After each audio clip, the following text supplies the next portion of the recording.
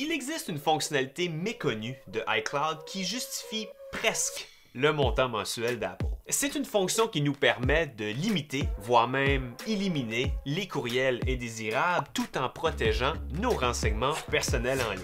Dans la vidéo d'aujourd'hui, nous allons démystifier la fonction masquer mon adresse courriel de iCloud, comment l'activer et mes recommandations pour profiter au maximum de ses avantages. C'est parti!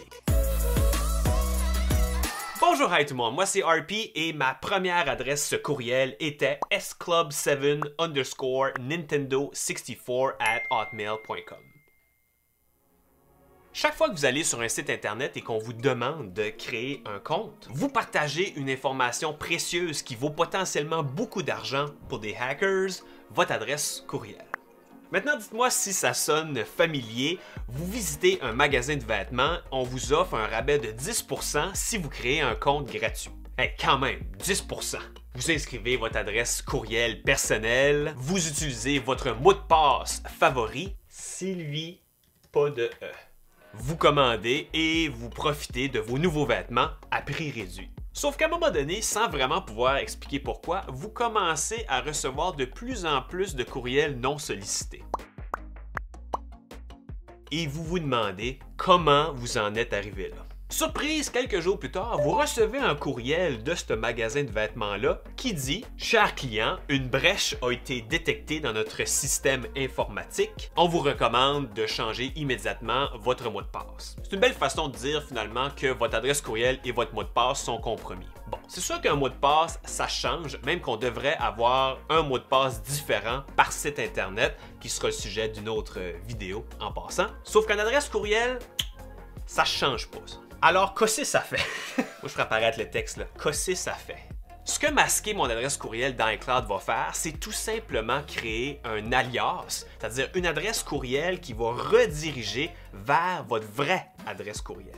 Voyez ça un peu comme lorsque vous déménagez et vous demandez à Poste Canada de transférer votre courrier à votre nouvelle adresse. Les gens qui ne savent pas que vous avez déménagé vont continuer de vous écrire à votre ancienne adresse, mais vous allez quand même recevoir ce courrier-là à votre nouvelle adresse. Si un jour vous décidez d'arrêter d'utiliser le transfert de Poste Canada, les gens qui n'ont pas votre nouvelle adresse pourront tout simplement plus vous écrire.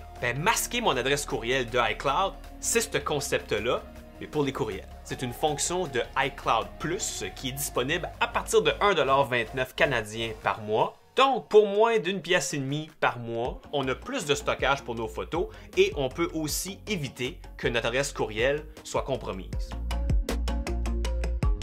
On a deux façons de l'utiliser, soit dans Apple Mail ou dans Safari. Commençons par Mail. De mon côté, moi j'ai un terrain à vendre sur du proprio, mais à chaque fois que quelqu'un m'écrit pour avoir des informations sur le terrain, je veux leur répondre, mais je ne veux pas leur répondre avec mon adresse courriel personnelle. Pour masquer mon adresse directement dans Mail, je réponds comme que je répondrais à l'habitude, et dans Adresse de, on peut appuyer ici, et on glisse jusqu'en bas pour repérer, masquer mon adresse courriel. On appuie une fois dessus, instantanément, un alias est créé ici et on peut envoyer le courriel comme à l'habitude. Ça prend sérieusement juste une seconde à activer. Et la deuxième façon, c'est directement dans Safari. Un bel exemple ici, donc on appuie pour le courriel et juste au-dessus du clavier, on appuie sur masquer mon adresse courriel. Le pop-up apparaît ici à l'écran et là l'adresse a été ajoutée comme ça. Pour supprimer un alias, on va se rendre dans les réglages de notre iPhone, de notre iPad ou de notre Mac. On appuie sur notre nom en haut. On se rend dans la section iCloud.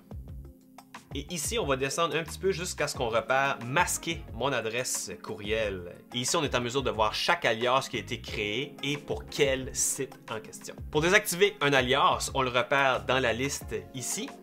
Et en bas, on appuie sur « Désactiver l'adresse courriel ». On lit bien ce qui est écrit ici et on appuie sur « Désactiver ».